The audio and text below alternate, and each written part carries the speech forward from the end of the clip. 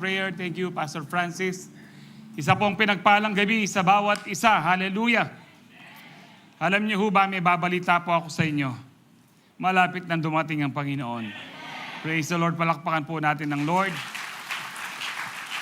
Lahat po ng mga nangyayari ho ngayon, pero sabi po ng Matthew 24, kapag may gera, hindi pa yan. Medyo lalala pa. Yun po yung ano ho ng Lord. Pero, Do we need to worry? No, we don't need to worry. Kasi po, katulad po ng ating pinag-aaralan, being destined to be like Christ, na kahit bumabagyo si Kristo, kaya niyang matulog. Bumabagyo sa bangka, no? Kaya niyang matulog. Kahit po anong nangyayari sa mundo, no, wag mo nang isipin, at kayang manabong kaya ng Pilipinas. Wag mo nang isipin yon. Kasi pag nahulog sa'yo, hindi mo na alam. No? Pagmulat mo, maliwanag na.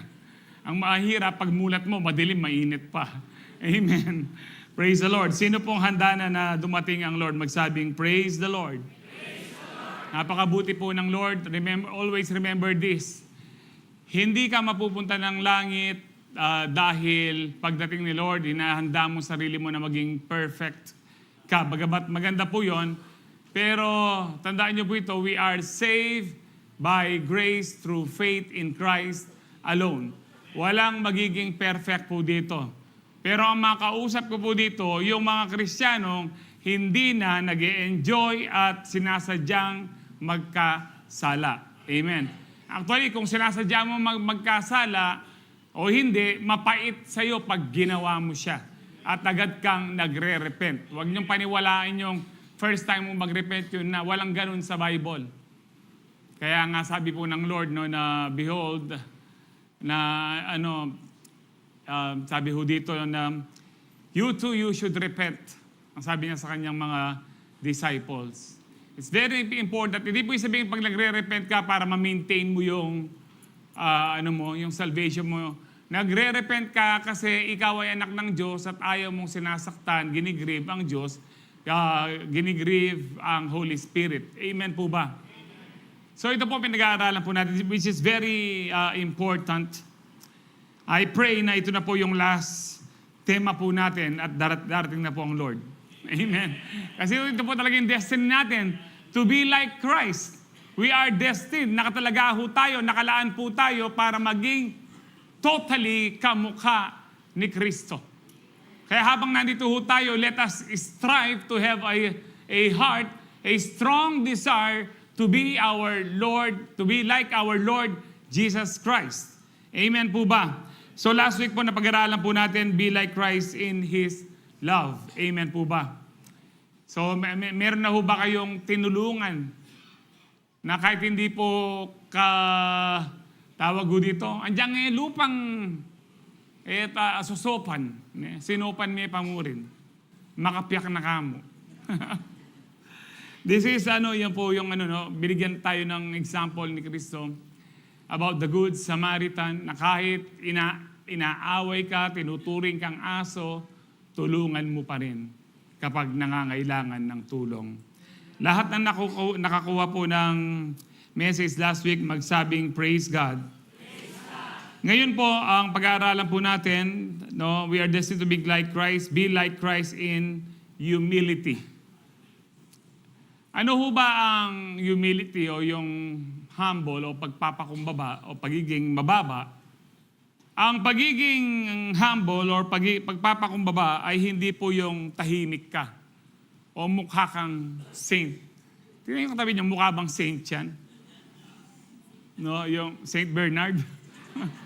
Or, na hindi po yun ang humility. Madalas, or kung minsan, kung sino po yung tahimik, maraming hindi maganda sa loob po nila. Yung, buti pa ako. Tahimik ako. Buti pa ako. Ang daming self-righteousness sa kanyang sarili. Now, yung bang taong maingay, yung taong parang kabangpangan, ano ka ba't? Kahit sa jeep lang, at suka pala, may mayad na kaya na. Kung sini ka pa pepakit, may mayad na kaya na. Wala ho pakialam. Na ano ho yun? Mayabang ho ba yun? Nayayabangan lang po sila dahil mataas ang boses mo. Pero alam niyo ho ba, meron nang tumalo sa mga kapangpangan. Alam niyo, sino? Balo? Pakakasagan aking kaya. Mga Koreano. May kapangpangan, makanya na lang, oh. Sabi na po makanya, mas natin pa palang may ngeke kami. Wala may ne. Manya mo niya mo ne.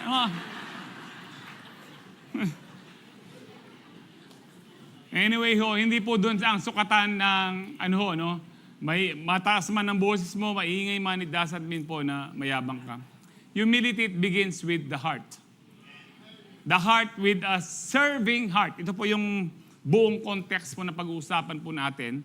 Kaya nga po, be like Christ in humility, dahil si Kristo, sabi po ng Bible, bagamat siya ay Diyos, nagkatawang tao po siya para paglingkuran tayo ho. Para ihandog niya kanyang buhay at maligtas po tayo. Amen po ba? Kaya nga po, tandaan niyo po, hindi po yun ang humility po, napag-aralan na po natin ito sa mga nakaraang tawag ho dito. Mga taon, yung naibigay ko pong example po sa inyo, I think si David. Si David po, nung dumating po siya, nagdadala po siya ng ng pagkain ng magdalayang suman, na rin ang makabalot at dakalasaging, na boboto, nagdadala po siya ganyan para, kasi nasa harapan po ng giyera ng kanyang mga kuya, sabi ng tatay niya, iwan muna niya mga pinapastulan niya, at this time na-anoint na po si David to be the next king. No, ang sabi niya, sino yung nadatnan niya po si Goliath? Yung araw-araw na po niya, na routine na ginagawa po niyang pagbubuli sa mga Israelita, wala pa kayong iaharap sa akin, na para wala na lang maraming mamatay. Kanya na one-on-one na lang. Pag ako'y namatay, ang mga Philistine, kami sa inyo, mga alipin kayo. Pero kapag natalo ko yung pinadala nyo dito na bayani ninyo, kayong lahat magiging alipin at magiging amin ng Israel. So sabi ni David, ba't pinapayagan nyo yan na ginaganyan tayo? Kanya ho. Si David po dito, he was about 15 years old. Totoy na totoy. Pero nagsasalita po sa mga sundalo. Madagin niyo po sa sundalo, magsasabi kang ganyan, nanano kayo, tayo lalabanan yan. Hindi ba kaya panyagapan da ka rin sundalo sa kay? Kaya po nung narinig siya ng kuya niya, galit na galit ng kuya niya. Alam ko kaya ka nandito dahil sa kayabangan mo kanya. Actually po, kaya nasabi lang po ng kuya niya yon dahil meron siyang inggit kay David. Akala po niya, si Eliab. Yes. Akala po niya yung panganay na si Eliab, siya ang magiging, kasi matipuno, magandang lalaki, matangkad. Pero sabi ni Saul, ay ito na. Hanggang sa mga susunod, magagandang lalaki silang lahat, para mga taga-Calvary Temple lang. No? Sabi niya, alam niyo po yung mga uso ngayon na,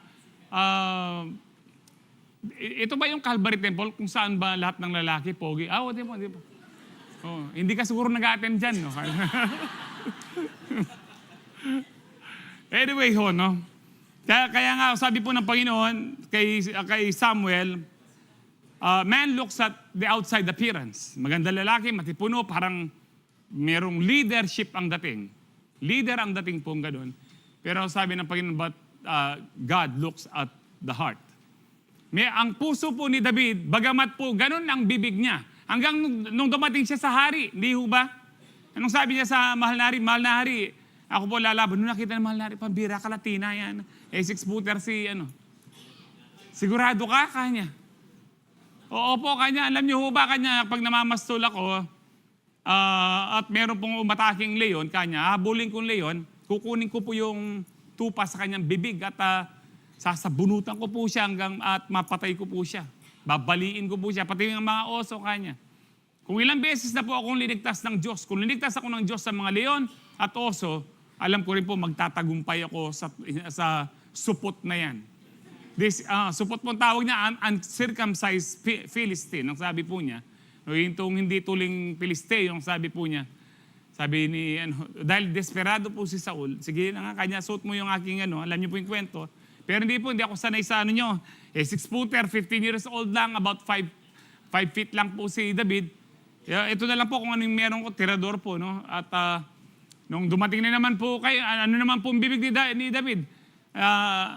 Ang sabi niya, una pong nagmayabang si Goliath, sabi niya, ano ako, aso, pinadala niyo ako ng tuta dito na may pamalo, kanyang gano'n na ano. Ngayong araw na to, sabi ni David, pupugutan ko ang ulo mo. At lahat ng mga kasamaan mo, papakain ko sa mga ibon. Kung hindi mo kakilala si David, katulad ng pagkakilala natin sa Bible, kung nandoon ka, sasabihin mo mula nung dumating siya hanggang kay Haring Saul, hanggang humarap siya kay Goliath, napakayabang ng ano. Lahat po siguro sa ayan na, napakayabang niyan. Sige, mamatay ka na lang. Yung mga kuya niya, ano sinasabi? Matay na kanya kay kapartutan mo. No, ganyan ho. Kapag ikaw ay sumusunod sa Diyos, na pagkakamalan kang mayabang, hindi bali na, basta't sundin mo ang Diyos. Amen. Ito po ang pag-aaralan po natin ngayon, kung paano yung pagiging mapagpakumbaba o yung humbleness ni Kristo ay todo siyang sumunod sa Ama hanggang sa kamatayan sa krus. Ang sabi po sa Philippians 2:3-4, do nothing out of selfish ambition or vain conceit. Rather, in humility, value others above yourselves, not looking to your own interests, but each of you to the interests of others. Let's pray. Heavenly Father, we just want to continue to praise you, worship you, and glorify your name. For you are alive, Lord, and you are worthy to be praised. You are worthy to be worshipped, O God. And we bless your holy name. We glorify your holy name, O God. Even in our midst, O God, we lift up your name in this place, O God. Salamat po, Panginoon, na sa bawat isa na nandito ho ngayon, we thank you, Lord, na wala kami sa mga banig ng karamdaman, wala po kami sa mga kulungan, wala pa po kami sa mga nicho, Panginoon. At buhay na buhay po kami dahil tinatawag mo pa rin kaming maglingkod para po sa iyong hanggang sa iyong pagdating. Salamat po hanggang po sa mga bisita po namin ngayon, Lord. Pagpalain mo po sila, Lord. Nawa po maunawaan po nila ang pag-ibig mo, maunawaan po nila ang plano mo sa kanilang buhay. Kaming lahat po, Holy Spirit, open the eyes of our understanding that we may receive your full message, your full blessings from your word, and that we may be transformed, na maging kamukha po namin kayo, Panginoon. Lord, we may be transformed by the renewing of our minds through your powerful word. And as I declare your word, I declare healing, deliverance, and salvation be upon your people tonight, hanggang sa mga naka-online. In Jesus' powerful name we pray. Ang lahat po ay magsabi ng Amen. Palakpakan po natin ang Lord. Hallelujah.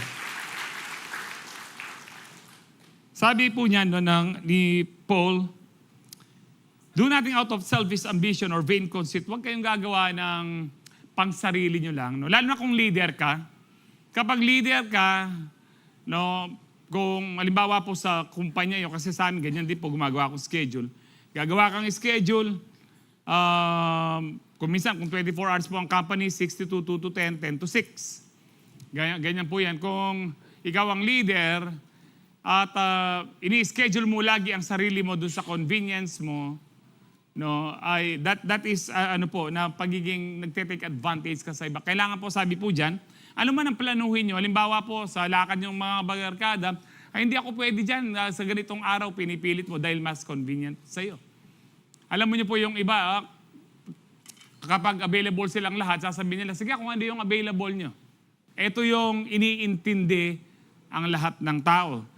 No, marami pa pong example, no. Basta po wag kang gagawa do nothing out of selfish ambition or vain conceit. Na pang sarili mo lang, rather, sabi mo diyan, in humility, sa pagpapakumbaba, value others above yourselves. Mas dinan may po kanong pahulaga o mas lagyan po natin ng kahalagahan ang kapwa po natin kesa sa atin. This is This is difficult. Madaling basahin po. In humility, value others above yourselves. Parang madali po siyang basahin, no? Mas bigyan mo ng value, mas bigyan mo ng halaga ang kapwa mo kesa sa'yo. Ibig sabihin, pangalawa ka lang. Ito po yung ibig sabihin po nito. Pangalawa ka lang, not looking to your own interests, but each of you to the interests of others. Lahat po yan, makikita niyo po sa buhay niyo, sa lahat, sa decision niyo sa family, sa mga kaibigan niyo, sa trabaho, kung paano niyo sinisingit, inuuna yung own agenda, yung own convenience niyo po. Pero ang sabi po ng salita ng Diyos, lagi po natin daw na iuna yung kapakanan ng iba kesa sa'yo. Mahirap po ito, lalo na po kung halimbawa, nasa mga, nasa lanta ng bagyo, nangawas karetang, nasa sila? Evacuation. No, siyempre, ang pilahan po dyan kapag nandyan na po yung, ang tawag dito, relief, natural lang na mag-uunahan. Yan po ang tao. Ayaw magpahuli. Actually, yung iba, nakakuha na, iikot pa yan. Or kung hindi siya, uutusan niya yung kanyang anak. Lalo na kung may edad na sasabihin na ibang pamilya siya. So, yan po yung mga makasarili po na, pero tayong mga anak ng Diyos, hindi na po natin ginagawa yan. Noon po, kung naranasan niyo po noong pandemic, binibigyan po tayo, magdadala po sila ng, I think, 5 o 3 kilong bigas, no? At may kasamang dilata, sardinas, no? Pero dahil po tayo ipinagpapala, kami po, pinamimigay po namin. Pinamimigay po namin na hindi yung hindi iipunin. No, at ano man po yung sumusobra po actually sa atin, dapat po ipamigay ho natin. At kung minsan, sakto na lang o wala na, at nakikita mong nakakaawa talaga yan mo katulad ng Good Samaritan, ibibigay mo pa, magtatrabaho ka pa para matulungan sila.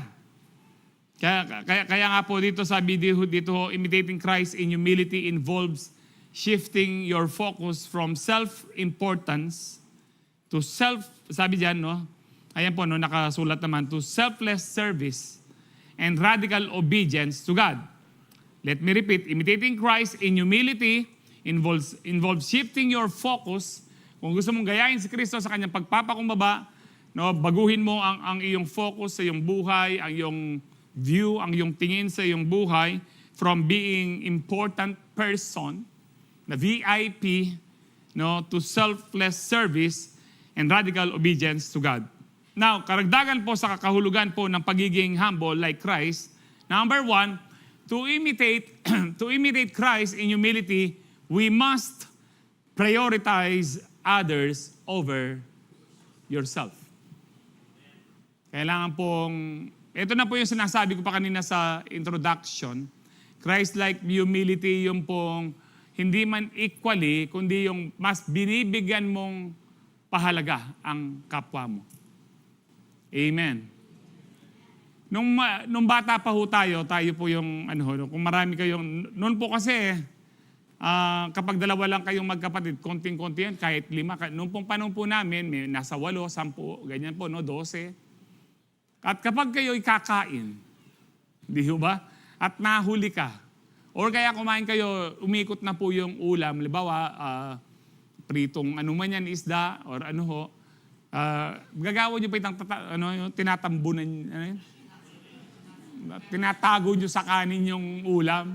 Nasasabi mo, maya ako, wala ako pa. Malitin buna niya, malaram niya talaga yan. Ganyan po yung, kami po, 4 po kami magkakapatid na lumaki. Ang Lanzones po, dahil po mahirap ang buhay, talaga pong binibilang po namin yan, 140. O tignan mo, ang liit na yan, mukhang, ang laki niyan, mukhang 2 na doon sa maliit ko kanya. Talagang kinukwenta mo eh. Kasi inaano mo yung sarili mo, garabyado ko. At kapag tumanda ka na gano'n, na hindi ka nahubog sa salita ng Diyos, darating ang araw kayo magkakapatid, pag-aawayan nyo yung 100 square meters na napakalit pong lupa, magdidimandahan kayo. Amen. Lalo na kung nakapangasawa ka ng nagsusulsol. Istuit akin Tagalog, mapanyulsul. Pangani ka, pabore mong makanya na kaya. O, sabi naman po ng bunso ka, dapat kaya. Dapat ganun daw. Yung libutan naman. Libutad ka, masalese naman biye. Pero ikala mo yung biye mo, Ang gaya ni Paldak, sikarang ka pa, dapat malunos laki ka, kaya kanya mo.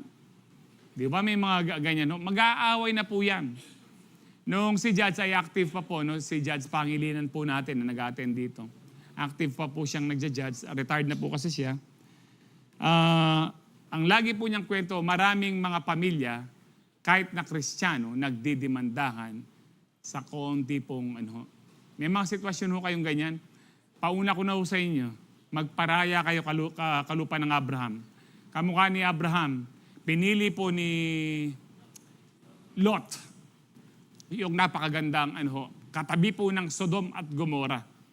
Ano na po siya, mayaman na, develop na. Ang iniwan po sa kanya, gubat. Pero sabi ng Lord, lahat ng nakikita mo ay sayo at siguradong pagpapalain kita. Kapag nagparaya ka, siguradong pagpapalain ka ng Diyos. Amen.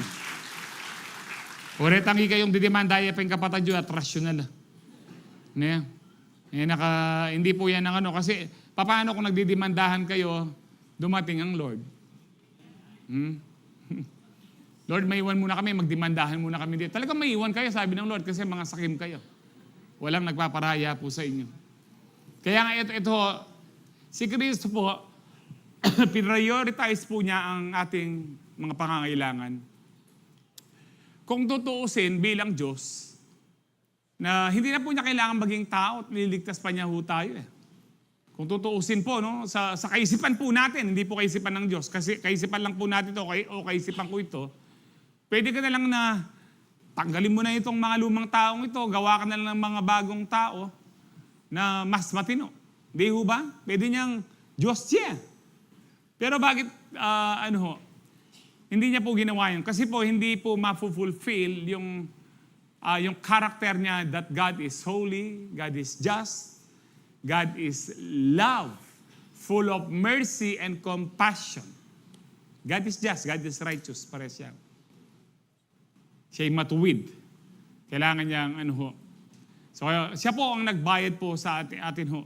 Mas iniisip po niya yung, alam niyo ho ba kung gaano po kalaki ang adjustment po nito? Alam niyo po tayong taga-syudad ngayon, kung mag-a-adjust ka, punta ka ng baryo, ano yung pinakamalaking adjustment na mararanasan mo?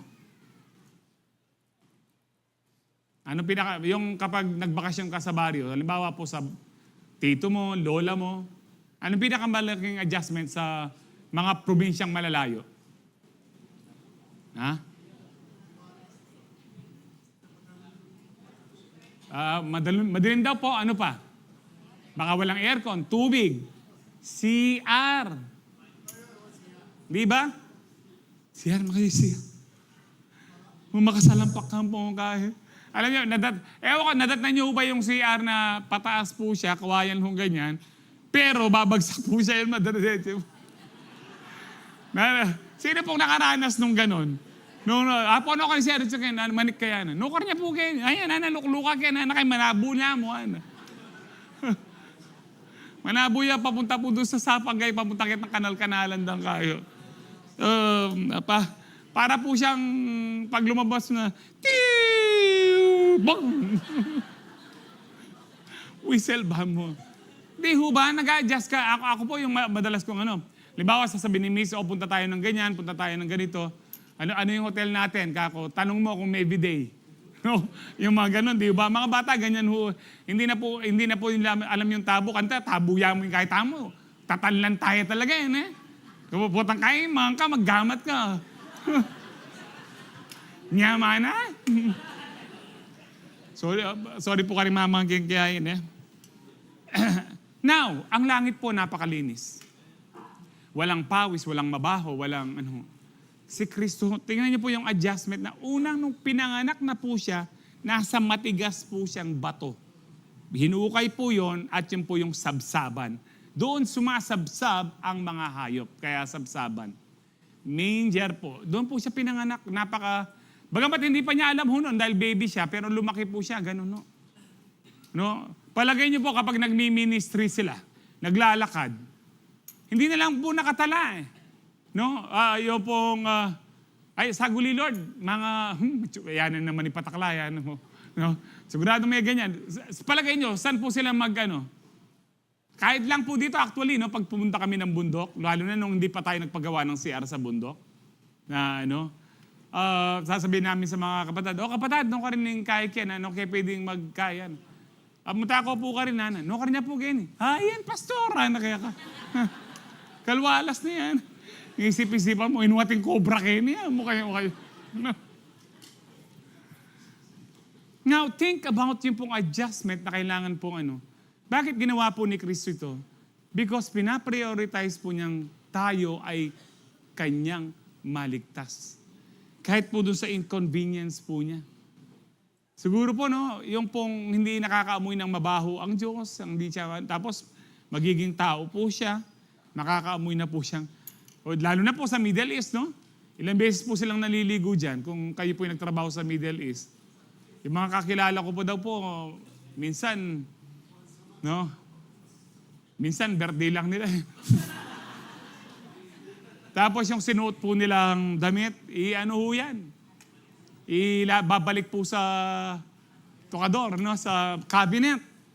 Pag trip na naman nilang susuotin na naman. Tapos, yung iba, sasabayan po yan ng mabagsik na pabango. Ano pong labas niyan? No? Amoy shawarma na nasisira na.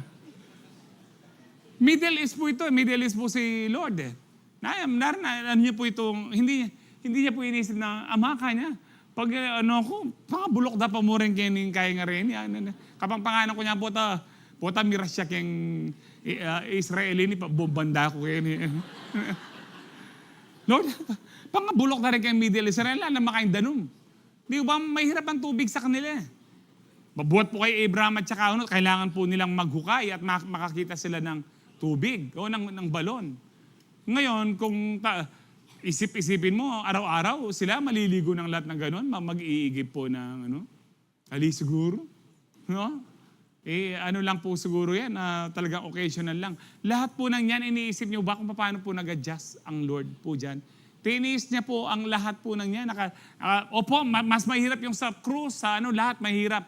Pero buhat po nung naging tao siya, para sa kanya po, na naging tao, mula po sa pagiging pong Diyos po, naging tao po siya, ang laki po ng adjustment nun. Bakit po? Katulad po ng inan po natin, value others. At hindi pa ho doon, talaga pong ibinigay niya kanyang buhay para sa atin, dahil kaya ang priority niya, tayo. Nung bumaba siya dito sa lupa, priority niya, tayo ay maligtas. John 15, 12, 13. My command is this, love each other as I have loved you. Paano ba tayo minahal ni Kristo? Ibinigay niya ang kanyang buhay.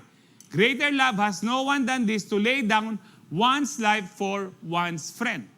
Wala na daw pong hihigit pang pag-ibig o pagmamahal na yung isang tao na may mga kaibigan ay bibigay po niya ang kanyang buhay.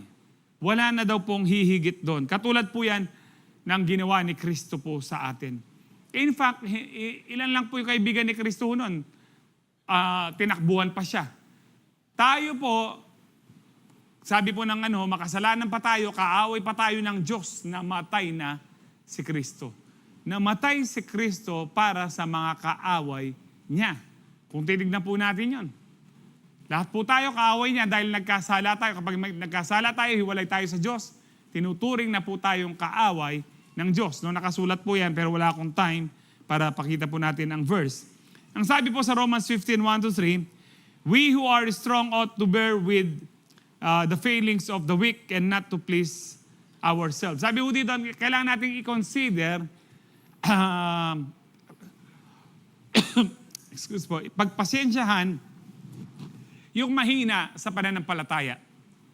Ang context po nitong Romans 15, sa Romans 14 po, pinag-uusapan po dyan yung anong kinakain mo, pinagbabawal ba o hindi, kinikip mo ba ang Sabat. Pwede natin pakita, maganda po ito, no? Romans 14:5-7. Dito niyo po masasagot kung kailangan ba talagang ikip ang Sabat o hindi. Sabi po dyan, no, one person considers one day more sacred than another. No, remember, Romans 15 yung kanina, Romans 14 to. So ito, isang context. Ang ibig sabihin mong context, isa pong mensahe dito. magkadugtong po sila. Kaya po nasabi ni Paul ang chapter 15 because of chapter 14. Sabi diyan, another considers every day alike. Sabi po dito, lahat ng araw para sa kanya, pare-pareho lang. Ang isang tao daw, each of them should be fully convinced in their own mind. Na kailangan kumbinsido ka in your own mind. Sabi po sa verse 6, whoever regards one day as special, does so to the Lord. Anong day? Hindi po sinabi ni Paul dito, kung ang Sabbath day, yan lang ang special. No. Consider mo, yung Wednesday, doon ka lang makakapag-attend at special day mo yon, dapat makonvince ka para yun sa Lord. Ginagawa mo yan, does so to the Lord. Amen po ba? Actually, para po barahin niyo po yung mga Sabadista, yan po yan. Yung pong Romans 14:5-6.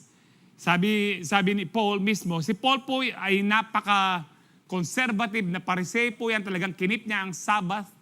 No, alam po natin paano niya pinersecute ang sabi po niya, in regards to the law, he was blameless. Ganun po siya katindi para po sundin niya ang law of Moses. So lalo na ang Sabbath. Pero ngayong na-born again siya, sabi niya, kahit anong araw, mamili ka. Buti na lang, nasa Sabbath po tayo. Pero kung di ka pwede ng Sabbath, linggo, kahit anong araw, gawin mo yan para sa Diyos. And then whoever eats meat does so to the Lord, for they give thanks to God. And whoever abstains does so to the Lord, and give thanks to God. Yung iba, hindi kumakain ng karne. Yung iba, vegetarian. No? At naano na po sila, ang tawag po dito. Ang sabi po ni Paul dyan, kung babasahin niyo po, kung natitisod sila dahil kumakain ka ng ganyan or hindi ka na nagpupunta ng Sabat, gawin mo pa rin para hindi sila matisod. No, tuloy po natin in Romans 15, laktawan po natin ang 14. We who are strong ought to bear with the failings of the weak and not to please ourselves. Each of us should please our neighbors. No, ma-please po natin ang ating neighbor na para po sa kapakanan po nila. And then ang sabi po diyan, for their good, to build them up. Ano pong build them up dito? Yung pong ma-build ang pananampalataya po nila. Na kung sa panahon po nila Paul, hindi pa ganun talaga calibrated yung pwede ka kumain ng baboy o pwede ka nang hindi pumunta ng Sabat at linggo na lang, ganun ho. Lalo na kung Hudyo ka. No, medyo maselan pa po. Hindi pa ho sila ganun ka-open-minded. Kaya sabi ni Paul, kung natitisod sila, wag mo nang ipagpatuloy yung pagkain mo ng karne. Wag mo nang pagpatuloy yung hindi mo pagpunta ng Sabbath. Then sabi po sa verse 3, for even Christ did not please himself, sabi po dito, as it is written, the insults of those who insult you have fallen on me. Kasi may mga ibang Kristiyano, ay bahala sila. Kakain pa rin ako ng kasi may mga Kristiyano hindi kumakain po ng tidtad, ng dinuguan. Yung pong hindi kumakain ng dinuguan po dito, tas yung kamay niyo. Dahil po ba bawal o dahil ayaw niyo lang? No? Dahil po bawal o ayaw niyo lang. Natitisod ba kayo kung merong kumakain ng Hindi naman, no? Hindi naman po. Ayaw mo lang talaga kasi ang medical science, sabi po nila, ang pinakamaruming parte ng tao, maging ng hayop, ay ang dugo. Kaya hindi niya pinapakain ng Lord. Pero, nasa sa inyo po, kung nagbe-Betamax pa rin po kayo hanggang ngayon. Actually, nung Friday, may batsuita, na mayroon pong konting dugo. No? Alam niyo, kaya nga ho, ewan ko kung di kayo kumakain ng dugo, no? Naalala ko yung sa kwento po nung sa Manila. Alam niyo po yung pabiling paksiw, hindi niya alam yung yung buntot sa Tagalog, yung EQ, yung ganun. Tapos bumili ng hindi niya alam sa Tagalog yung dinuguan, pabiling yung tidtid kanya. Nakita niya konti lang yung dagdagan mo naman dugo kanya. Dinagdagan niya ng dugo. Kapapakan kasi.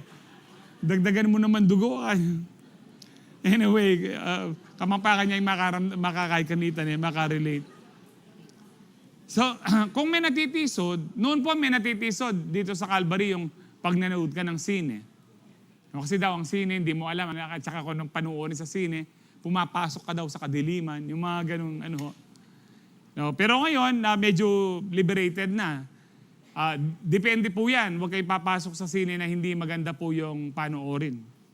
Na lalo na po kung masyadong violent at merong sexual sins. Amen po ba? So nag-a-adjust tayo. Even Paul, actually, hindi ko na lang po nilagay. No, to the Jew, I became like the Jew. No, paano ako nagiging Jew? I practice under the law. Tingnan nyo, hindi naman po kasalanan na i-practice ang under the law. Kasi depende yan sa motibo mo. Marami pong nagtutulig sa atin na inaano pa rin natin ng law daw ho. Hindi po natin pinapractice ang law, wala na po yung ceremonial law. Pero inaano po natin dito, yung mga moral law. No, sabi na po natin, inaano po natin ng 10 Commandments o ano ang ganyan. Hindi natin sinusunod ng 10 Commandments para maligtas. Sinusunod natin ang mga moral law ng Panginoon para patunayan mong ikaw ay ligtas. At para sa iyong kabutihan ang mga batas ng Diyos. Isipin niyo po kung yung bansa walang batas, magugulo po tayo. Kaya magulo yung iba na walang batas. Sabi nila, grace na lang, puro grace. Pero hindi nila alam kung anong limitasyon ng freedom po nila. For every freedom, there are limitations. May mga limitasyon po. Kung ano man po yung malaya ka, kahit anong kalayaan po sa mundong ito, maging sa langit, merong limitasyon. Wala pong total freedom na ay gusto kong gawin ng lahat, mag-rape ako, magnakaw ako, pumatay ako. That is not freedom. No, that is being evil. That is being evil actually po. Kaya nga po, gawin po natin na hindi sila, then sabi ni Paul din, to the Gentiles, nagiging hentil din po ako. Siguro sinasabi niya kung kumakain sila ng baboy, kakain ako ng baboy. Bakit? To win them. Para ang puso ni Paul, para sa Hudyo, ang puso ni Paul, hindi po para maging under the law siya at lagi siyang saved. No. Hindi, ang puso lang niya para ma-win yung ano ho. And then, nag-a-adjust. Ito po yung buhay ng missionary. Pag pumunta ka sa mga mission field, sa mga kabundukan, mag-a-adjust ka. Kung ano ang kinakain nila, kainin mo kasi ma-o-offend sila. Katulad nung kinwento ko sa inyo nung nakaraan. Kaya kahit busog na ako dahil konti lang kinakain ko, pastor, ito pa, kain ka pa. Galing po sa kanyang kamay na pinansusubo po. No, yes, Lord. Ito yung mission. Ayan po yung tunay na mission. Na mag-a-adjust ka. In fact, meron pong tawag ho dito, I think missionary from Tarlac, kung atandaan niyo ko kanita Timitakene. Missionary from Tarlac, para ma-win lang niya isang tribo, kumain siya po ng tao. Atandaan niyo dito? Kumain siya ng tao. Sabi ko, mananano ho ba yun? Nyam. Pero na-win po niya yung nag-adjust po siya. Hindi naman po siya padadala ng Lord na hindi naman niya pinatay yung tao, hindi naman niya alam kung ano itsura ng tao o ano. Basta't sinabi lang nila, kainin mo yan, isang tao yan. Kadalasan po sa tribo, ang kinakain po nila, yung hindi nila kalahi. Pag nakapatay sila sa hindi nila kalahi, magpipiesta po sila. Litsyong tao. May nakita na kayong litsyong kapangpangan. Kaya po, kung tayo at pinilit mo, actually po, malaya tayong gawin ang lahat, pero hindi lahat po ay kasi pag malaya ka po, totoo po, sa Bible po, sa totoo lang, magiging totoo po ako dito, pero hindi ko po kayo tutulak dito. Sa totoo lang, sa Bible, hindi bawal uminom ng alak. Ang bawal, ang kasalanan ay maglasing. Pero depende yan sa kultura ngayon. Sa Pilipinas, kapag humawak ng red horse ang isang tao, iba na itsura, di ho ba sa atin? Tingnan nyo lang po ako, imagine niyo kung may, ano ko po dito, red horse. So, medyo kaya. Kaya, gin blue. na ano ho. Mabibless ho ba kayo? Hindi kasi kultura na natin. Kasi alam natin sa Pinoy, hindi lang yan, hindi katulad po sa Europa, iinom lang po sila, kasama ang meal, pag inom nila, wala na. Ang Pinoy, pag uminom, hanggat hindi yan, mulitan mo, mag-shot ka pa, pare. Agyo ko pa. Yun ang gusto po nila. Ang gagandang, uuwi siya, mamaw na naman kanya. So may kakain na naman. O, may kain na, minumta ako. Ang panahin tayong sumikat ng Aldo. O nga ating bagyo, masinikat ng Aldo, miminum na pa mo rin. So, hindi ho natin matitisod ang marami. May mga pastor, hindi ko na po sasabihin sa inyo. Minsan makikita nyo yan sa mall. Umiinom sila San Mig Light. Mga leaders po ito. Baka nakakita na ho kayo, kaya pauna ko na ho sa inyo para hindi kayo matisod.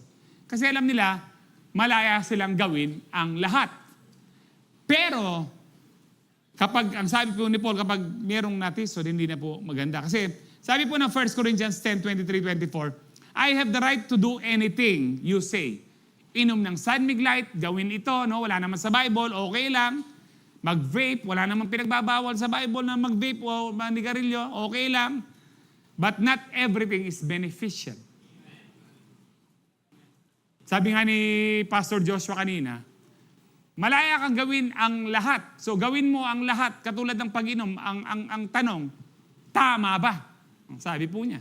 Hanggang napunta pa si Pastor Joshua kanina sa YDC, malaya kang pumatay.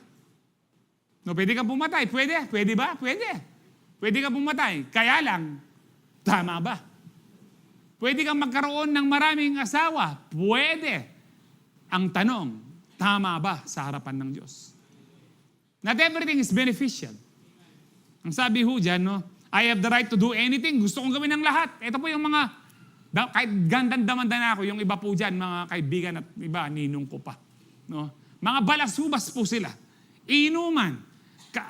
I have the right to do anything. Meron akong karapatan gawin ng lahat. But not everything is constructive. No one should seek their own good, but the good of others. Kasi kapag iniisip mo lang yung gusto mo, ay, okay naman minom eh. Okay naman mag-vape eh. Okay naman yung kain. Basta lang. Bahala lang matisod lang. May mga ganyan ho. Pastor na po ito.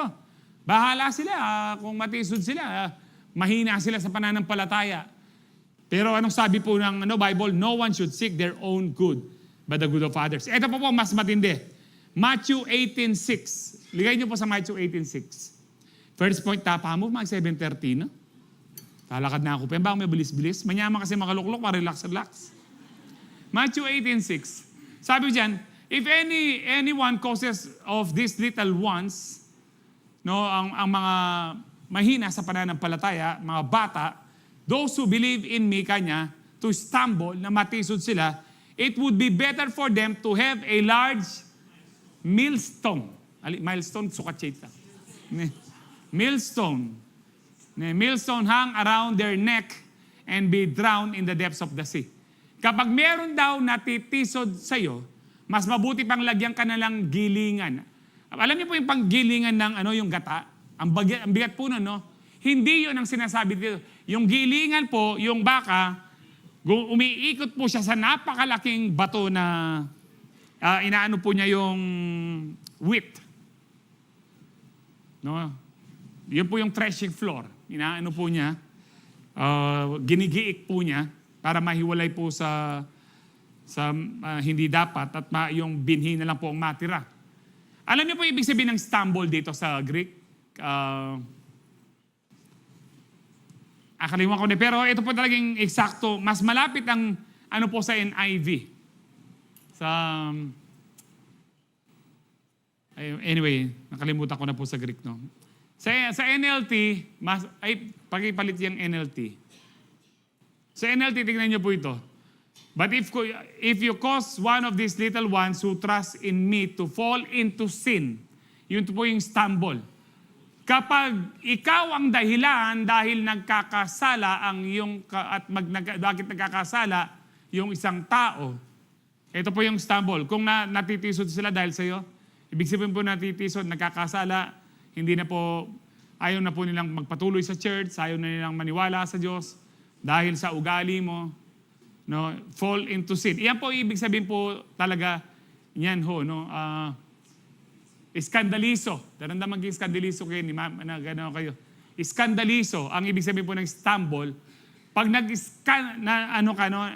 yung pong nag-cause mo sila nag-scandalize na sa buhay po nila na Kristiyano, bumalik sa mas maganda pang ikaw ay lagyan po ng gilingan nung nung malaking bato at itapon ka, hindi na Pacific Ocean, sa West Philippine Sea na. No. Itapon ka doon sa China Sea. Na matindi ho ito.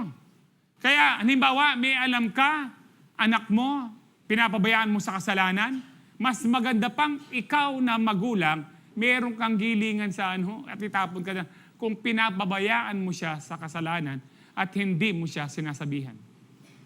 May kaibigan ka, may kakilala ka na kaya mong sabihan para magbago po siya at hindi mo sinasabihan, nagpapatuloy sa kasalanan, ikaw yung nagiging one of the causes bakit nagkakasala ang isang tao.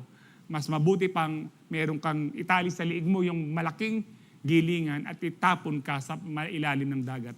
Si Kristo po ang may sabi po nito. Hello, nakukuha niyo ho ba ito? Kaya nga po, ito po yung pagiging humble. Nakatulad ni Kristo, hindi niya inintindi yung sarili niya, inintindi niya ang ibang tao. Ang pag-intindi sa ibang tao, kapag mali na po siya, dapat i-correct mo. Hindi yung babait ka pa rin. Amen. Because, anong tawag dito? Open rebuke is better than secret love. So valuing others over yourself is a form of what? Humility as exemplified or pinakita ng ating Panginoon. Number 2, to imitate Christ in humility, we must embrace the role of a servant. Kailangan po natin yakapin po ito. There are churches, there are pastors, Christians today, na sinasabi nila dapat wala ka ng mindset na pagiging mentality mo na pagiging servant, ikaw ay anak ng Diyos. That is wrong. Kasi po kung babasahin nyo ang mga sulat ni na Peter, ni na Paul, ni na John, yung mga introduction nila, ni na James, I Paul or I Peter, I James, a bond servant. Hindi lang basta servant ang sinabi ni Paul, bond servant. Kapag sinabing bond servant, wala kang katiting na karapatan. Pati buhay mo, kung gusto ka ng patayin ng amo mo, papatayin ka, and that was legal during those biblical times. I am a bondservant of Christ. Kung gusto niya akong mabuhay, mabuhay ako. Kung gusto niya akong mamatay, mamatay na ako. Hindi nila sinabing, I am a child of God. Opo, tayo po'y mga anak ng Diyos. Tayo po'y mga anak ng Diyos na dapat naglilingkod dito sa mundong ito. Actually, even in heaven, maglilingkod pa rin ho tayo for the glory of God. Sa ibang paraan lang, I don't know. Kasi po, limited po ang ating kaalaman about heaven. Kaya nga po, ito po katulad po ni Kristo, niyakap po niya yung pagiging servant. Yung pinakamabahong hindi lang po yung kamatayan niya sa krus. Opo, yun ang pinakamatindi. Pero alam niyo po yung pinakamatindi ginawa niyang pag-serve niya sa kanyang mga disciple. Ang ibig sabihin po ng servant ay yung pong paglilingkod, pagtutulong mo. Now, mali po yung sinabi ko po ito kahapon sa mga pastors and elders, mali po yung mindset mo na kapag leader ka, dapat hindi ka nag-uutos para kang boss. No. Ilang beses nang utos si Kristo? Madalas. Madalas siya nang utos. Wala pa siyang disciple, sabi niya kay Peter, Peter, pwede mo bang dalhin dito ang bangka mo? Hiramin ko muna. Magpipreach ako. Ilan pa lang disciple niya, wedding at Cana, sabi ni Mary, gawin niyo kung ano pinapagawa niya. Inutusan ng Lord ang mga alipin. Sabi niya, sige, kuha kayo ng jar, punuin niyo kung ilang jar ang niyo, and then hanggang sa sagad. Ginawa po niyang wine ang mga yon. O kunin niyo yung donkey. Sabihin niyo kapag binawal kayo, kailangan ng Lord. I-prepare niyo yung punta kayo sa taong ito, sabihin niyo kung nakahanda na yung para sa Last Supper natin. Lagi ng utos ng Diyos. Mali po yung iniisip natin na ang leader ay nang uutos. Halimbawa po, sabi nga kahapon sa amin, kami po, pag kumain po kami, kung minsan meron pong dyan, may mga prutas, halimbawa na yung prutas na napon, saging para karing matchin, nanitang metong, Longgan. At ba Londan, London, asawa ni London. Anyway, longgan po, di ba, may buto-buto dyan, may mga matitira, even our plate. Ako po, sinasadya ko pati plate. Kung ang mindset mo at nasilip mo kami, umalis kami at marumi yung mesa, ang mindset mo, ganun, leadership, servant, dapat ang mga pastor na yan, linigpit ang ano. Well, dapat nilang iligpit kung walang magliligpit. Pero kung merong magliligpit, meron tayong mga custodian, dapat ba naming iligpit? Kung nililigpit namin lahat, ano ang gagawin ng custodian? Nakukuha niyo ho ba? Yung mga religious mindset sa inyo na mga reliyoso, na kunwari, masipag yung papakita mo, yan, leader ako, nag-aayos ako ng upuan. Halimbawa po, kapag nag-start ka ng church, ikaw muna mag-aayos ng upuan at ano, pero kung meron na, hindi na dapat. Kasi mas magandang fresh ka pag ikaw ay nagsalita. Hindi ka lahat po tayo may function. Magre-reklamo ba yung janitor na, nini pastora rin, pangata ko, dari pingganda po ang kaya, day winasan. Kaya nga mo sila kinuha, at ano, mali po yung sinasabi mo ng marami, na kapag leader ka, hindi ka nag-uutos. Nasa Bible, si Paul, ilang beses nang utos. Kahit po nga yung balabal niya, naiwan ko yung balabal ko sa pagkikuha. No, dalhin nyo na rin sa akin. Servant leadership begins with the heart. Tinutulungan mo. Paano naging servant si Kristo? Una, tinuruan ng tama. Kahit wala pa siyang disciples, tinuruan ng tama sa Sea of Galilee ang mga tao. About the kingdom of God. Nung kinuha si Peter na I will make a fisher of men, nilagnat po yung biyenan niya. Hindi sinabi ni Lord, meron pa tayo pupuntahan. Hindi po, may lagnat po yung biyenan ko. Pinuntahan po, anong ginawa ni Lord? Hinawakan yung biyenan niya, gumaling. Sinerve po ang Now, there are so many ways na ginawa po ng Lord, I'm sure, kung paano niya pinaglingkuran, nagpakumbaba ang Lord sa kanyang mga disciples. Ang pinakamatindi po yung washing of the feet. No, ang sabi po sa John 13:4-5, sa verse 2, umalis na si Judas dito. Hindi po naugasan para alam nyo lang. Kung tatanungin sa iyo, doon pa sa paghugas ng paa ni Lord, nandun ba si Judas? Wala. Kasi may alipong nga siya. No. Umalis na si Judas dito. Sa verse 4, sabi niya, so he got up, si Jesus from the table, took off his robe, tinanggal ang robe niya, wrapped a towel around his waist, and poured out water into a basin sa palanggana o siguro batya, no? Then he began to wash the disciples' feet, drying them with towel he had around him. Ngayon po, uso na yung washing of the feet sa kasal. Nakakita na ho ba kayong ganyan sa kasal? Malinis ang paa. Hindi po katulad po ng panahon po na hindi malinis ang paa ng mga yan. Kasi po, gagabon. Kaya kapangpangan, gagabon la po din. Kaya ba't dengaliwa po kayo, may damusak la pang jackpot. Dabalo. No? Alam niyo po yung jackpot? Pare, okay. Kali, pare, taklayan. Hindi ka naman, takman tayo nung talagang kaya. Ay, wapin taklayan. Simapi tayo, adamusak. Now, ganito po katindi, lininis po talaga. Pati yung kasingit-singitan ng pinaglingkuran po. Na kaya pagdating kay Peter, hindi dapat gawin sa akin ni Lord ito. Anong sabi ni Peter? Lord, hindi. Ali. Sabi ni Lord, kapag hindi ka nagpahugas ng paa sa akin, wala kang part sa akin. Ano ibig sabihin po ni Lord dito? Kung hindi tayo nagtutulungan, nagsiserve sa bawat isa, wala tayong part sa bawat isa. At lahat tayo merong part. Alam niyo po yung mga binibigay niyo, pinantutulong po natin sa mga nangangailangan. Parte po kayo dyan. Parte ang bawat isa. Hanggang sa mga bahay, pag-ibig, sa mga tawag po dito, hospital, street boys. Pati nga po yung baliw sa amin. Araw-araw ko po nakikita. Sabi ko nga kay Sister Nelia, one time sabi niyo sa DSWD, tingnan nila kung anong pwede nang gawin niyo. Kasi araw-araw, nakikita ko na ano kaya pwede kong gawin. Kaya po tadatang yung ginuo talakang gewa kita, doldome nga kakit. Ala na yung salon, leme makagtone, buldit. Ano naman po doon sa banda sa likod po ng Chibalir, kung taga Santo Domingo kayo, nakikita niyo po siguro yon. Ang pwede ko lang talagang gawin po na ma-endorse po siya. Kailangan po natin gawin to na bilang good Samaritan. Na kung ano yung pwede nating maitulong sa kapwa po natin.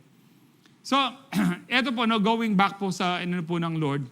Sabi nga ho niya, dito sa Tuloy po natin ng 12:17. After washing their feet, he put on his robe again and sat down and asked, "Do you understand what I was doing?" Natindihan niyo ba kung anong ginagawa ko? Sabi ng Panginoon. You call me teacher. Teacher nga ako. You call me Lord. Oo nga, you are right. Sabi ng Lord. But that's what I am. And since I, your Lord and teacher, have washed your feet, you ought to wash each other's feet.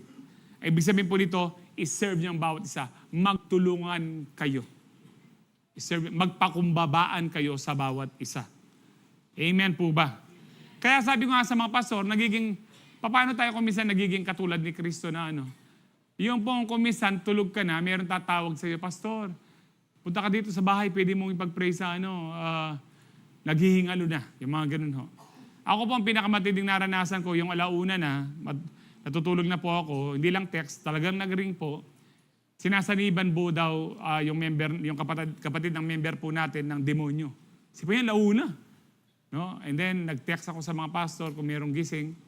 Tsaka nagpa-miss call na samahan ako sa isang demon possessed. Mapangiti, sinabing demon possessed. Alam, may reply. Mo. Alam, may reply. Alwa pa rin Pastor Ren ganito. Alam, may reply ka rin. Sabi ko, Lord, naalala ko yung just say the word and my servant will be healed. Habang nagbibihis na po ako, Lord, I speak deliverance sa taong yon, kaya kapatid ng makaninig, ganyan. Binanggit ko po yung pangalan. No, alam ko, Panginoon, sa oras na ito, pinapalayas ko yung demonyong yon. Nakabihis na po ako niyan, paalis na ako, tumawag po. Sabi niya, "Hey, Pastor, huwag ka nang pupunta, okay na siya kanya." Tapos naikwento ko bakit okay na siya. No, kasi nag-pray tayo. Ako rin nag-pray tayo, kaya lumayas yung demonyo. Sa ano po. Pero yun po ang role po namin mga kung minsan, may mga, sabi ko nga po sa mga pastors, sa bundok, madalas po yan. Sina Pastor John, Pastor Israel, may namatayan po, madaling araw, gabi, pupuntahan po nila. May na-aksidente. Noon po, na-aksidente si Pastor Joshua at saka si Pastor Edwin. Pinunta ni Pastor Is at saka ni Pastor John. Kami ni Pastor Ronho, alas 12, pumunta na kami sa hospital dito. Linipat po sila dito. Ito po yung sinasabi ng washing each other's feet. Nagtutulungan tayo. Amen. Kung ano po yung nagmamahalan po ang bawat isa po sa atin. So Mark 10:43-45, di ko na po tatapusin yun. But among you, it will be different. Whoever wants to be a leader or whoever wants to be great among you, no, leader or great among you, sa ibang salita po, great, no, you must be your servant. And whoever wants to be first among you must be the slave of everyone. For even the Son of Man came not to be served, but to serve others and give His life as a ransom for many. Ang pinakamagandang tulong na pwede natin maibigay sa tao ay yung ipakilala si Kristo at i-disciple siya, na-see-you mo siya at mag-grow po siya. Kaya kayo pong mga forerunner, hindi sayang po ang ginagawa nyo. Nagiging servant leader po kayo niya na sinasabi ni Kristo. Para nyo pong hinugasan ng paa ang mga kasiyo nyo po kapag kayo ay isang forerunner. I hope na mag-aspire po kayo maging forerunner kasi ang utos sa atin ng Lord, go and make disciples. Hindi lang yung maipakilala natin, teaching them to obey. Ang sabi po sa Matthew 28:19-20, teaching them to obey. Hindi lang yung kilala na ni Kristo, o kilala mo ni Kristo, bahala na ka. Hindi po. Turuan natin silang mag-obey para hindi po mapariwara at sila po yung maging matibay sa kanilang pananampalataya. So being like Christ means having the humility to put yourself last and others first. Realizing that the best, sabi po dyan, way to lead is to help. Ang servant leadership po is helping the needy, helping each other. Amen po ba? Now, ano pong bilang servant ng Panginoon, katulad ni Kristo, ano ba yung karapatan natin? May karapatan ho ba tayo bilang servant? Bilang anak ng Diyos, may mga karapatan po tayo. Pero bilang servant, pag-usapan natin bilang servant, 7:44 na. Ating magkanta niya. Meron, ilan pa magbayo-isip? Luke 17:10. When a servant comes in from plowing or taking care of sheep, no, maggambol niya. Ano maggambol kaya? Naguhukay or meron po ibang word ng ano yan sa Tagalog. No, magsarulya. Yan naman Balo yun eh. Plowing na lang po. Or taking care of sheep, does his master say, come in and eat with me? Sasabihin, nagtatrabaho siya, pinapakain niya yung mga tupa, nag-ano po siya ng lupa, nagbubungkal ng lupa, yun po. Nagbubungkal ng lupa. Sasabihin ba ng master, alika, kain na tayo. Ito po yung noon, no? Ito po yung kultura noon, panahon po ni na Kristo. Kultura po natin ngayon, hindi na ganyan. Pag nandiyan ang katulong mo, pwede siyang sumabay, hindi ho ba? Pero noon, ang kultura, sasabihin ba na sabay tayong kumain? No, he says, prepare me a meal, put on your apron, and serve me while I eat. Ang ibig sabihin nito, paganda mo ko ng kakainan, maglinis ka, mag-apron ka, kakain na ako. Then you can eat later. Ang sabi po ng ito yung kultura na katanggap-tanggap noon. Baka po gawin niyo po ito sa katulong niyo ngayon. Hindi na po ganyan ngayon. Amen. Ang kultura po nagbabago. Tandaan niyo po yan. Amen. At ang kultura patino ng patino dahil yan ang kultura sa kingdom of God. Now, and then ang sabi po dyan, and does the master thank the servant for doing what he was told to do? Kailangan bang magpasalamat ng boss, ng master? Dahil doon sa inutos niya sa kanyang servant? Of course not. Sabi niyo po, of course not. Ito ating medyo kayat yan. Of course not. Chris Aquino, yata. Naramdaman kay Chris. So in the same way, no, when you obey me, you should say, we are unworthy servants. We have simply done our duty. Ang ibig sabihin po nito, kahit po kami mga pastor, kahit ilang taon na po kami nagsiserve po dito, at minsan nagkamali po kami at disiplina, hindi namin pwedeng ipagmalaki yung ginawa po namin kahit nung 19 kopong-kopong pa. Dahil bilang isang servant o lingkod ng Diyos. Remember, hindi lang pastor ang mga lingkod, bawat isa po sa atin ay lingkod. No, pwede mong paglingkuran ang Lord sa iyong trabaho, sa iyong bahay, kahit saan ka. Pwede mong paglingkuran ang Lord by spreading the good news and doing good to other people. But however, no, tayo po, kailangan pong makita po sa atin dito si Kristo. Na bilang si Kristo, hindi siya nagreklamo bilang servant. May karapatan ako, ganito, ganyan. Sabi po niya. Hindi po siya naging ganun si Kristo. Tayo po, katulad ni Moses, minsan nagkamali si Moses. Imbis na kausapin niya lang yung bato para mag-ano po ng mineral water, pinalo niya, sabi ng Lord, dahil sa ginawa mo, kanya hindi ka napapasok ng promised land. Nagreklamo ba si Moses? Buhat nung nasa burning bush, Lord, no, meron ka ng kasama mo na ako, Lord, ang dami kong ginawa, ang dami mong pinagawa sa akin, minsan lang ako nagkamali. Huwag mong, kahit saan po actually, kahit saan, hindi mo dapat pinagmamalaki ang mga nagawa mo kapag nagkamali ka. Ang mali ay mali at dapat ituwid. Amen. Huwag mong pagmalaki. Marami naman kung ginawang yung mga kabataan. Wala na ba tayong ginawang matino? Ba't tayo laging pinapagalitan? Kaya ka pinapagalitan kasi marami ka pang mga pagkukulang, marami ka pang mali na dapat ituwid sa buhay para maging marangal, maging maayos ang buhay mo paglaki mo. So kahit na kami po na nakakatanda na po mga pastor na may mga edad na, kahit marami na po kaming matitinong ginawa, pag minsan kaming nagkamali, alam po nila ho ito, pag minsan sila pong nagkamali, kailangan madisiplina. At walang reklamo. Kaya sabi ng Lord dyan, in the same way, katulad noon, wala kayong karapatan. Kahit pasalamatan, naghintay ka ng pasalamat. Kapag nag-serve ka, huwag ka maghintay ng pasalamat. Kasi nag-serve ka. Amen? Ako na lang lagi pupunta sa Bible study, ako na lang laging nasa CU, ako na lang laging ganito. Nag-serve ka, ginawa mo yan sa Lord, ang Lord ang magre-reward sa iyo. Amen po ba? Kasi, gusto kong balikan yung nakalimutan ko kanina, no? Yung sa washing of feet ng ating Panginoon. Sa verse 17 ng John 13, pwedeng natin? Sabi ng Lord, pag ginawa niyo itong naghugasan kayo, nagsiserve kayo, verse 17, now that you have know these things, God will bless you for doing them. Merong blessing sa paglilingkod. Merong blessing sa paggawa ng pagtulong mo sa iyong kapwa-tao. Lalo na sa kapwa-Kristiyano. Amen po ba? So nakuha po natin to kung tayo po talagang lingkod, hindi natin pinagmamalaki sarili po natin gawa. So being like Christ in humility means embracing a servant's heart. No, being a servant, it begins with the heart. One that doesn't demand rights or rewards for doing what is right. Hindi nyo man ako binigyan ng allowance, hindi nyo man ako pinasalamatan. No, yun pong mga ganyan. Sa mga workers po natin ngayon, may mga pagkain po sila. Kaya manikit itang pamangan ko, kaya nga hindi siguro. O diyan kayo naiikit. Ngayon na ka magreklamo. Ngayon na ka mandaranop. Hindi ho ba?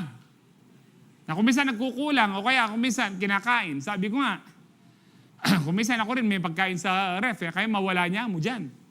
Pantunang kipa, ninungkin mo aking pamangan ko. Kalating bagay, maging leon ka. E di maging katitisuran ka. Pamangan niya mo kalating ang bagay. Who? Number 3, lastly po, to imitate Christ in humility, we must submit your will. Submit your will to God's will. Amen. Let us submit our will to God's will. Kung paano si Kristo, sabi nga po sa Philippians 2:5-8, in your relationships with one another, have the same mindset. Ito po yung mindset. As Christ Jesus, who in very nature God. Tingnan niyo po ito. Ito po yung isang verse na magpapatunay si Kristo ay Diyos. In very nature, talagang Diyos si Kristo. Sabi po dyan, did not consider equality with God. Hindi niya tinag-advantage yung maging kapantay niya, yung pagiging Diyos po niya, something to be used in his own advantage. But anong ginawa po niya? Rather, he made himself nothing by taking a very nature of a servant, being made in human likeness. Now, balikan natin yung verse 5 kanina. Have the same mindset. Kung leader ka man, kung pastor ka man, or forerunner ka man, ang mindset mo is like Christ, to serve. Kaya mali po yung mga nagpipreach sa iba, kaya dapat wala ka ng mindset na servant. Nakasulat eh.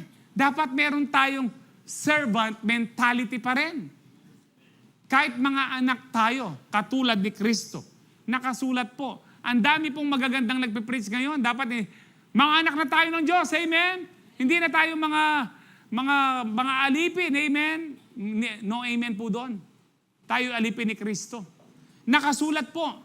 Same mindset, sabi po dyan, he took the very nature of a servant, being made in human likeness, and being found in appearance as a man, he humbled himself, nagpakumbaba po siya, by becoming obedient, nagpa-submit po siya sa Diyos.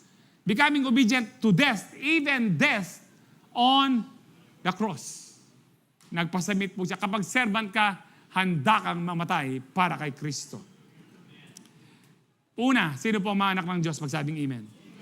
Sino po mga servant ng Lord? Magsabing praise the Lord. Ibig sabihin po yan, nakahanda kang ibigay ang buhay mo na maglingkod sa Diyos. Amen po ba? Kahit po si Kristo, nagkaroon siya ng struggle po dyan. Naibigay niya yung buhay niya. Sa Luke 22:41-40, sabi niya, and withdrew from them. Ito na po yung sa Gethsemane. Last night na po ni Kristo dito. From them about a stone's throw. Sabi po niya, and knelt down and prayed, saying, Father, if you are willing, remove this cup from me. Yung cup of suffering, huwag na maituloy ang krus, ang pagpapako sa krus. Nevertheless, sabi po niya, not my will, but yours be done. Alam niyo ba, 3 times siyang pinag-pray ito? Pero sabi niya, hindi ang aking kalooban, kundi ang kalooban mong masunod. So, sinong nasunod na kalooban? Ang anak o ang ama? Ang ama, dahil alam ng anak, yun po talaga ang tama, dahil nabuhay siya, dumating siya, para ibigay niya ang buhay niya sa atin at magkaroon tayo ng buhay na walang hanggan. Amen. So, dito po sa sa 1 Peter 5:5-6, in the same way, you who are younger must accept the authority of the elders, magpakumbaba. And all of you, dress yourselves, magbihis kayo ng humility as you relate to one another. For God opposes the proud, tinataboy. Panabi noon ng ginureng paratot, tinataboy niya yung mga mayayabang, yung mga palalo. Ang palalo po ay mas higit pa sa mayabang. Kaya nga palalo, lalong yumabang. Para di nyo lang makalimutan. But gives grace to the humble. Gusto mo ba ng grace? Gusto mo ng favor? Lagi kang magpakumbaba katulad ni Kristo. Amen. Magkakaroon ka ng, sabi po diyan, so humble yourselves under the mighty power of God. At the right time, He will lift you up in honor. Alam niyo ba si Kristo, tinaas ng Diyos at ibigay ang lahat ng kapangyarihan ng bilang Diyos. Na-promote po siya, bilang doon po siya na pinanganak siya ng tao, ibinilik po yung kabuuan ng kanyang pagka-Diyos kay Kristo. Katulad po ni Kristo, kung nagpapakumbaba ka sa Ama, sa Diyos, hanggang sa kamatayan, no, kung nagpapakumbaba ka kahit ngayon, ipopromote ka ng Lord kung meron kang pagpapakumbaba. Kung babasahin niyo po yung Proverbs, marami dyan, kapag mayabang ka, babagsak ka. Kapag mayabang ka, maiksi ang buhay mo. Pag mayabang ka, mapapariwara ka, mapapahamak ka. Pero kapag ikaw ay mapagpakumbaba, pinagpapala ka at iniingatan ka ng Diyos. So Christ-like humility means giving up your rights and privileges to serve others and saying, not my will, but God's will be done. Tayo po'y mag-review na. Be Christ-like in humility, prioritize others over yourself, embrace the role of a servant, submit your will to God's will. Alam niyo po yung tatlong yan, isang word ang nakikita ko po dyan, serve. Prioritize others over yourself, serve others. Embrace the role of a servant. Nandun po yan, serve. Submit your will to God's will. I-serve mo yung will ng Lord. It's about serving. Now, last verse before we take the Holy Communion, dinagdag ko lang po ito. Exodus 23:25, chapter 23, 25, 26, NLT muna kaagad. Please. Sabi po dyan, sa ibang salin po kasi, worship the Lord your God. Pero ang worship at saka serving the Lord in the Bible, pareho po siya. If you worship the Lord, you serve the Lord. Kaya sabi po dyan, you must serve only the Lord your God. If you do, I will bless you. Amen. With food and water. And I will protect you from illness. Puprotektahan kita sa mga karamdaman. There will be no miscarriages or infertility in your land. Walang baog, hindi ka pwedeng, hindi malulugi ang negosyo mo. Pagpapalain kita. And I will give you long life, long, full lives. Alam niyo po, ang pagsiserve hindi lang po dito sa bahay-sambahan. You can serve the Lord kung kahit nasaan ka. Na mag-reflect po yung kabutihan ng Panginoon sa'yo. Meron kang pwedeng tulungan, pwedeng ipag-pray, higit sa lahat, pwede ka mong i-disciple na maging Kristiyano at maging katulad siya ng Panginoon. Amen. Lahat ng servant magsabing, praise the Lord. Tayo po lahat ay tumayo, tatanggap po tayo ng banal na hapunan. And as we are being